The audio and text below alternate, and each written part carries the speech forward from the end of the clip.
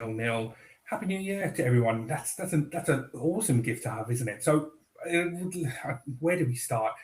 I'm just going to first of all just introduce. We've got some returning faces to the LFC transfer room.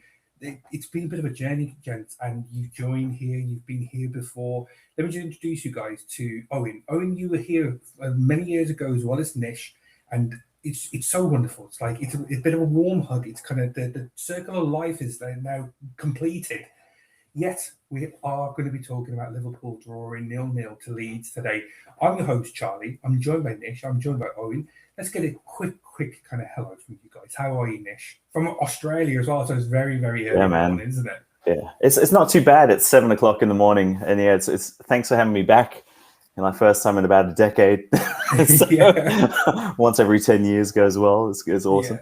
Yeah. No, it's good. 4:30 is not too bad. But I'm not working today as well, which is handy. Still got another few days off. So, it's shame about the game, but 7 a.m. now. It's not too bad.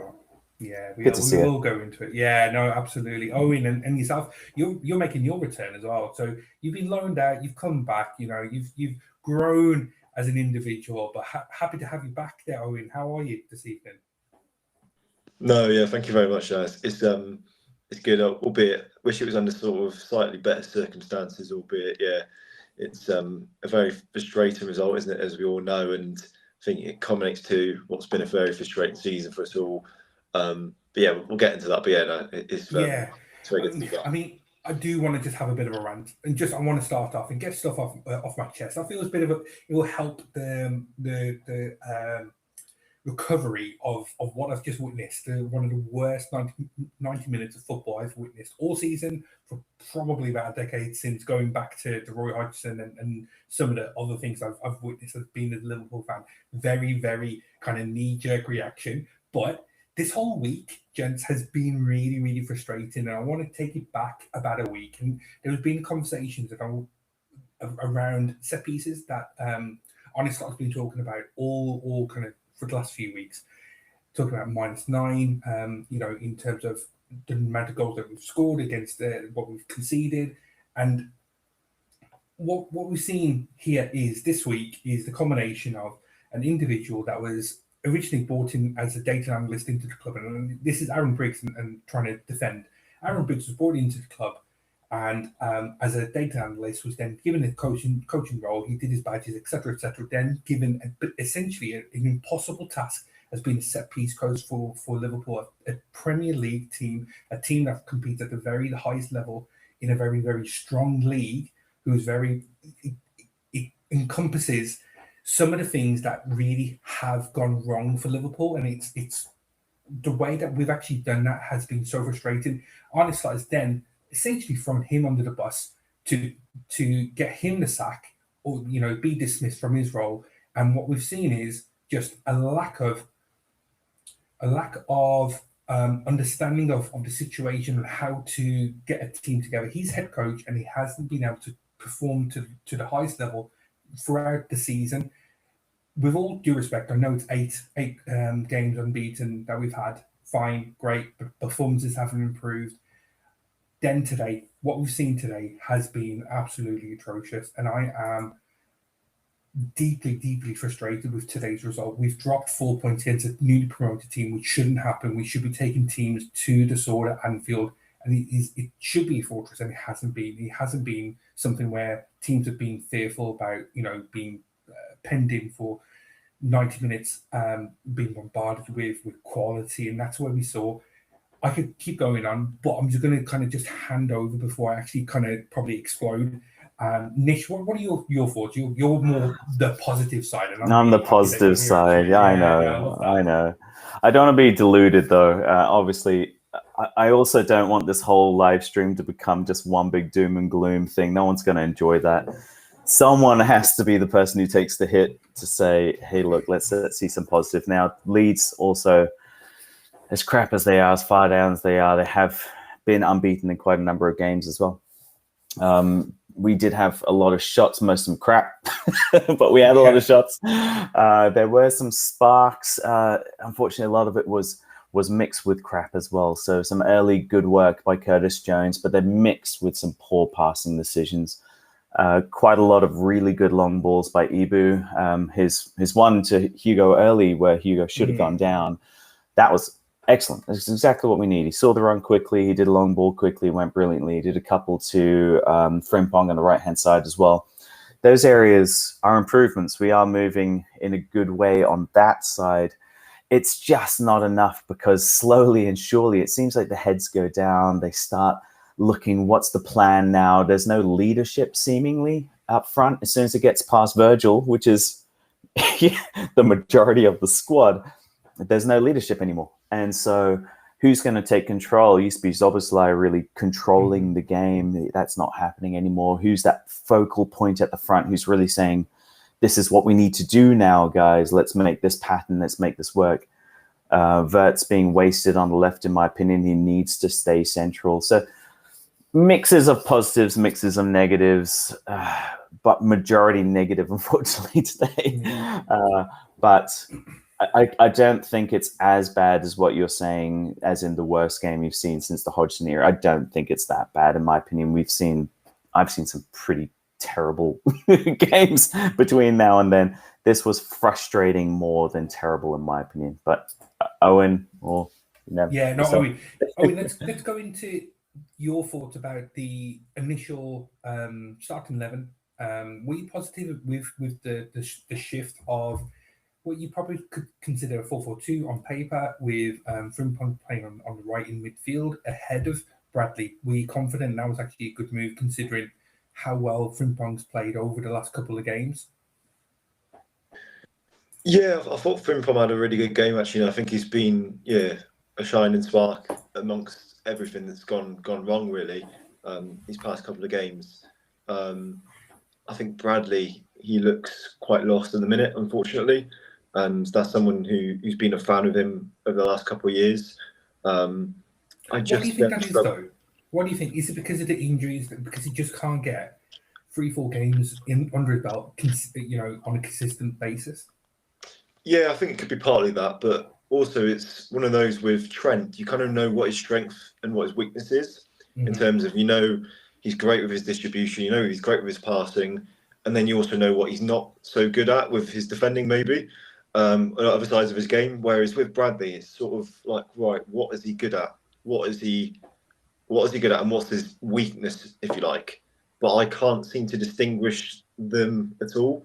And I think he's 22 now. You've given him a lot more responsibility with Trent going off to Madrid. I do struggle to see how he's the future of the club.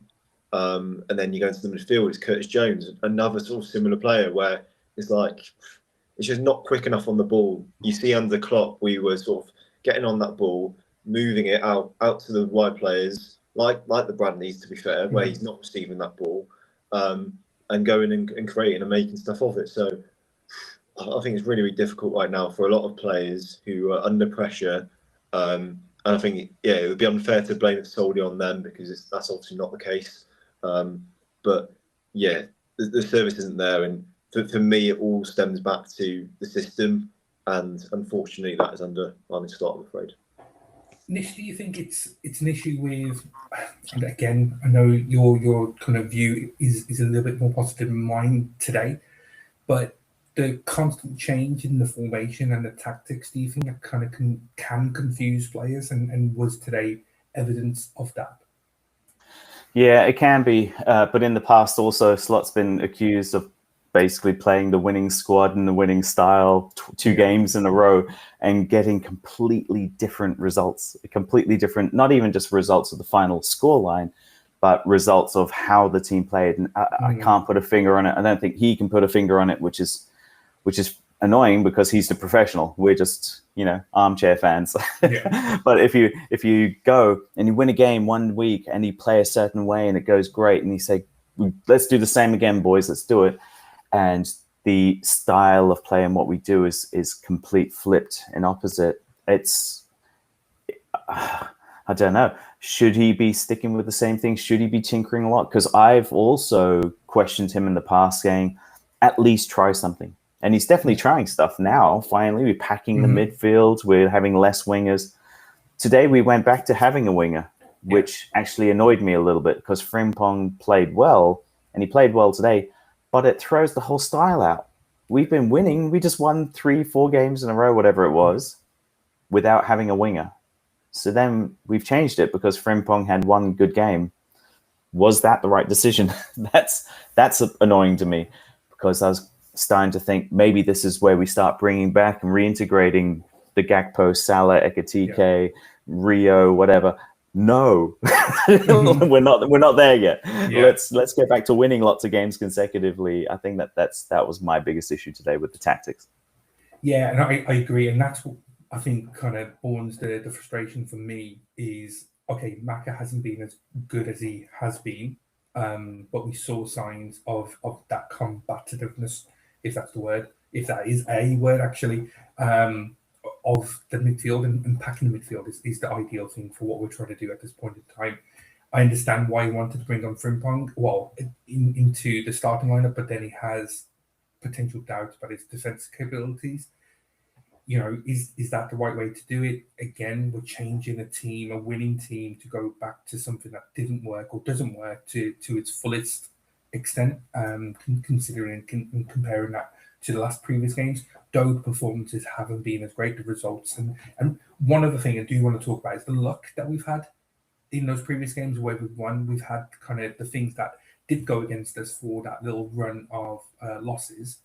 It kind of reversed, and we had luck, and we got those, slight deflections, and the bad touches from opposition, etc., etc. And today we didn't get that. And one of the main things and worst things is when you see a referee not give decisions. Now, Owen, I'll come to you about this one first, but did you feel that the Ekitike challenge that led to Wirtz getting a shot off in the first half, do you think it was a foul? Do you think it was a penalty? Because I have no idea, and it kind of got addressed in commentary around whether it would have been given a penalty had Ekitike fallen over, which is not the right thing to do. But what do you think? Yeah, I think by what you're saying, I think if Ekitike goes down, I think it's a clear penalty. But I think that just sums up the modern game, doesn't it? It's always been that way. And to be honest with you, I thought the referee on the whole, I thought there were certain decisions where I didn't think it was a foul, but I think both teams had it. And I feel like we're constantly, as fans in general, sort of blaming the referee for a lot of times. So I think for this game in particular, I think you've just sort of got to go, we weren't good enough today with creating chances, and as you talked about with luck, you create your own luck, I think, when it comes to these sort of things. Yeah. And when you're creating that many chances, having shots on goal, and quality chances as well, not just shots from 30-odd yards, then you can warrant a deflection or a handball going your way. But I thought today we looked creatively clueless, really. And we touched on Wirtz. I thought he was well below par, really, when you look at £100 million. And look, I've been a supporter of Wirtz. It's taken him a while to adapt, and I thought he's been a lot better in recent games. But today I thought, really, when you look at the basics, and it was just sort of the simple passes, really, where it's sort of 3-4 yards, just pass it and move. And we struggled to do that. And to be honest, I think to say a draw would be a fair result. I think it was a fair result. I don't think we did enough to warrant a win in this game, and that's been the case numerous times now. And I felt bad for the crowd. To be fair, the crowd were getting on the back of players at times, which is something you don't ever really see. It reminds me a lot of Manchester United, which I don't like to say really, but you've seen that a lot there with them. And that was sort of creeping into us towards the end, where sort of bad touches, and that was getting the crowd going, and you were thinking, oh wow, okay. But I didn't think we had anywhere near a good enough performance, unfortunately. And I think I'm not saying that I speak on behalf of all the fans that maybe were a bit disgruntled, but maybe there's something there that echoes the sense of frustration, and I think we're all kind of talking about the same thing on the same page as such. But it's how you look at things in life and in football. and maybe I've calmed down now and actually feel a little bit better about it. You know, there's always next week and there's always the next game to kind of put things right, and hopefully Arne Slot does do that. But you know, Nish, the other thing around this is the consistent and constant kind of pandering to just trying to find something and looking for moments rather than having a system, a tactics, or whatever it is. Is there something that's still kind of bugging you? I know that you've already kind of mentioned about the tactic change, but is there anything else that we need to be doing going forward? You know, again, I know we've spoken about our breaks and set pieces. Did you feel a little bit better with set pieces? You know, defending and attacking didn't we do anything? Virgil should have scored with his chance, surely. What do you think?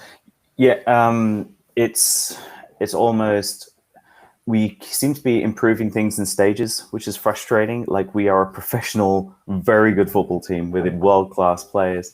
And the thing that's bothered me a lot over the last few weeks is we will get bodies ahead of the midfielder. So we're getting it to the midfield, we're now packing the midfield, wonderful. We have bodies in front of the midfielder, and those bodies are doing nothing. At most, there'll be two attackers who start moving in a certain direction, trying to cut a line, trying to make an angle, trying to draw a defender. Everyone else is just standing still.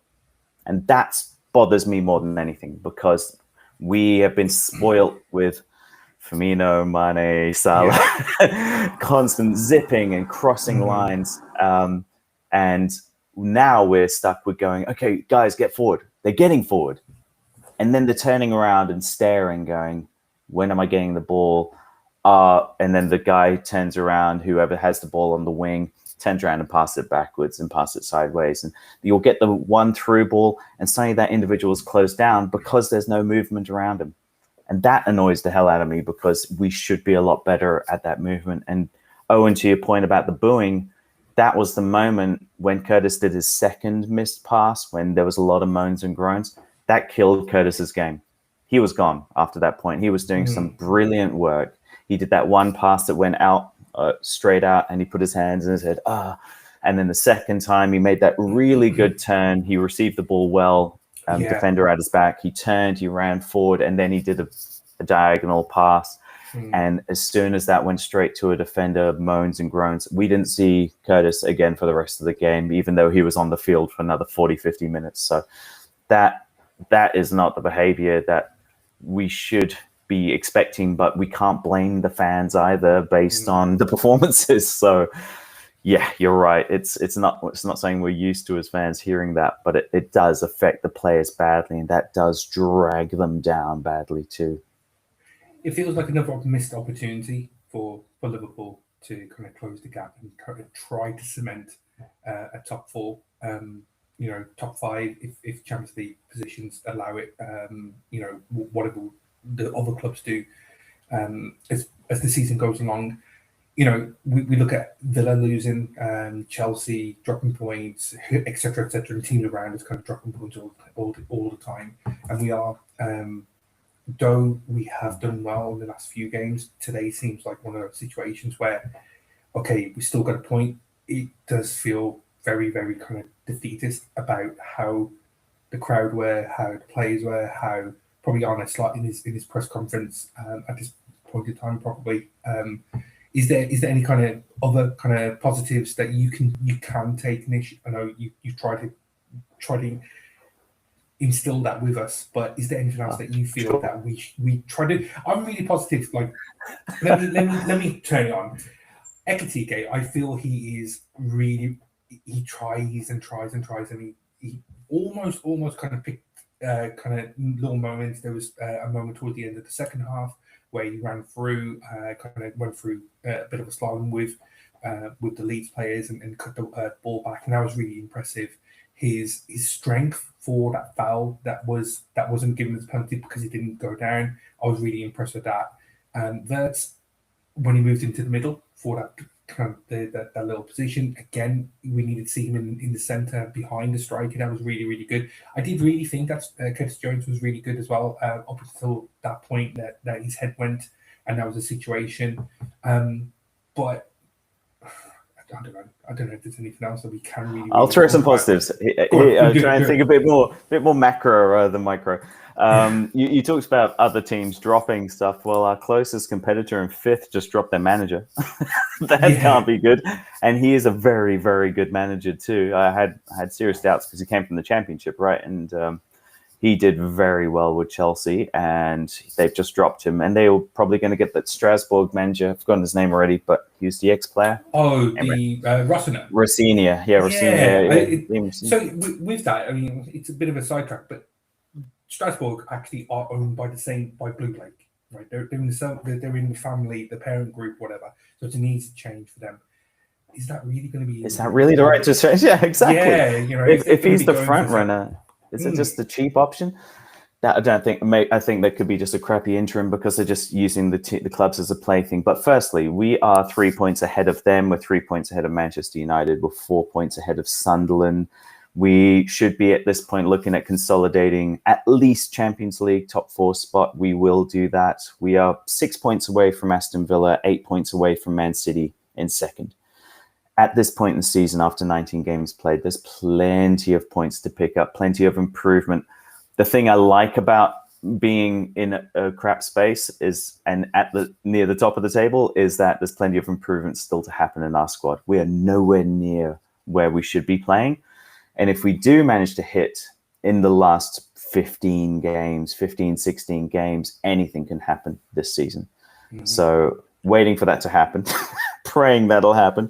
But when you look at the macro perspective of the season to go, there's Champions League. We're doing very well in there. We got an easy draw against Barnsley in FA Cup. Easy, probably jinxing us now. We have got plenty of games left to play, and we've got plenty of improvement to make as a squad. So I see plenty of positives still, despite how poor today was. And Owen, thinking about the positive, you've actually, I don't know if this is talking about you. I instantly thought about Pat Cummings, the Australian cricket captain, but it must be talking about you. But he does talk about, talking here, but he can't turn his camera to the right resolution. Never mind, Owen. I'm sure he's talking about you, but yeah. Owen, are there anything, just taking on what Nish has just said and making me feel a bit better? How do you feel after that? It's all is not doom and gloom. It is still within our grasp. It is still within our hands to make this a good season. Is there anything else that you feel we can go on and get to the next game, which is not too far away, actually? Perfect. No, I think it's Sunday, isn't it? Sunday against Fulham. So it's going to be a really, really tough game. And yeah, as we touched on, I think it's very easy to look at it and go, well, it's in our hands. We win all of our remaining games, and we can finish the season probably. Potentially win the league, win the FA Cup, win the Champions League, can't you? You can look at it like that. But I just think under this current manager, I can't see things improving, unfortunately. And I think that the style of play is far from it. And albeit, I think we are missing key personnel when it comes to a centre half, when it comes to a wide forward in the team. But yeah, the way we've been playing, I think we'll struggle to get top 4. If not just get it. I think we'll get probably knocked out of the FA Cup in a couple of rounds' time when we faced a half-decent opponent, because we will rotate and we will, play the youngsters, which, look, by all means, that's a good thing to do. But yeah, if you go away to a tough Premier League team, and the quality in the Premier League, I think, is arguably at an all-time high. And then it then comes down to the Champions League, doesn't it? And who knows? Yeah, I think it's been discussed in it. What happens if we win the Champions League but don't get top 4, or we continue underperforming as such? But it's quite difficult when you see the current performances. That's what I can't get past. And I'm not fortunate enough to go to Anfield each week, but I know a few season ticket holders, and they've spoken about the games, and the way they spoke about it is really concerned me, because they said, the Anfield atmosphere's flat, the team, the press isn't there, and that is something which really does concern me. When you can see the fans losing faith in the manager, you can see sort of shouts of the manager losing the dressing room as well. So I don't think he'll be here next season. That's my personal opinion. But yeah, I don't think there is a clear candidate or Xabi Alonso waiting, if you like, in the shadow. So I don't think there will be any movement for the time being. But yeah, I think if things do continue the way they are, you can't see Arne Slot being here this time. Well, start next season. Yeah, it is a difficult one, but we do need to remind ourselves that we are 8 unbeaten currently in all competitions, and Nish, you've given me the stats in terms of points and how many points we are ahead of a Chelsea, who are world champions, if that's what you want to consider them, Manchester United, etc., and we still have the opportunities to go ahead and do really well this season. Nish, the substitutes, is still a situation where we can't have any control because there just isn't a quality that allows. I say the quality. McAllister, World Cup winners on the bench, he can come off. Cody Gakpo, who was second top scorer last season, I think it was. So or just behind Luis Diaz or something. And then you have Federico Chiesa, who absolutely adore. I think he's brilliant, but he's better as an impact sub rather than a full-time starter. And then the last one for me is a real strange one is Rio coming on from the bench, really young lad, full of potential. But is that still concerning for you that it does seem like Slot is very much kind of just shoving everyone on and just hoping for the best? Yeah, it's not enough of that sub will come on, they will have a major impact, and this is their role, and this is how they're going to change things. McAllister was an obvious one because, again, Curtis's head had gone. I thought he would be a little bit more impactful, but he really wasn't, did very little. I thought Rio should have been the second sub to come on rather than Gakpo because Rio is so two-dimensional. He's just, sorry, not Rio. Gakpo is so two-dimensional. Because last season we're talking about subs, right? We would have either, as you mentioned before, his name's just already lost me, Gakpo or Bayern Munich. Luis Diaz. Those two, dynamic. You know exactly what you're going to get with either Gakpo, a little bit more controlled, shoots from distance, you would have Diaz, who will run back, defend, throw his body at people like some crazy Mexican wrestler. That's exactly what we need sometimes. And then we'd have subs. We wouldn't have one for Salah. Salah was the only one who didn't basically have someone who could sub off for him. And we were tinkering around. Chiesa should never be on the wing, unfortunately. He just has no skill points. If he was a FIFA player and haven't played in a lot of years, he would have a 1-star skill set. So he just don't stick him on the wing. Stick him through the middle where you need heart and running. He's got a great touch, great pass, great vision. That's where you need him. You can't stick him on the wing. He didn't want to take off Ekitike, but he threw Gakpo up closer essentially with Ekitike when he brought on Rio, which kind of threw things out a little bit more. And they weren't sure, who's the winger here? Am I the winger? You're the winger? Who's central? It was frustrating. So if you're going to make subs which make a little bit more sense because he did make incredible subs last year. Last season, yeah.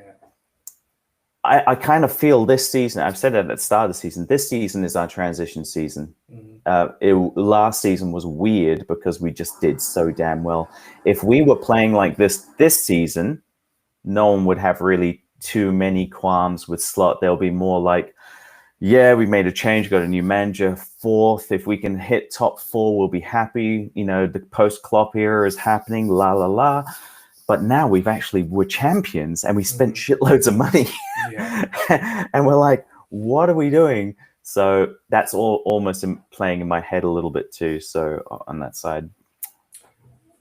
I think the last half an hour has been very therapeutic in terms of me as an individual. I will sleep easier tonight. Owen and Nish, you've been helpful in helping me calm down and be a bit more mindful as to where we can be in the next kind of 2-3 weeks. Let's try to see how we can actually do this. I am really, really happy that Owen and Nish are back on board and with us here at LFC Transfer Room. We are going to be back, I'm sure, for the Sunderland game. There's lots more that we're going to be trying to talk about over the next few weeks about trying to get more podcasts and more content out with you guys here. But yeah, to anyone watching, really, really thankful. We got up to about 3,000 on X, and that's a really, really good number. Let's try to get more over the next few weeks. My name is Charlie. Thank you to Nish. Thank you to Owen. And we will see you soon up the ranks. Thanks, mate.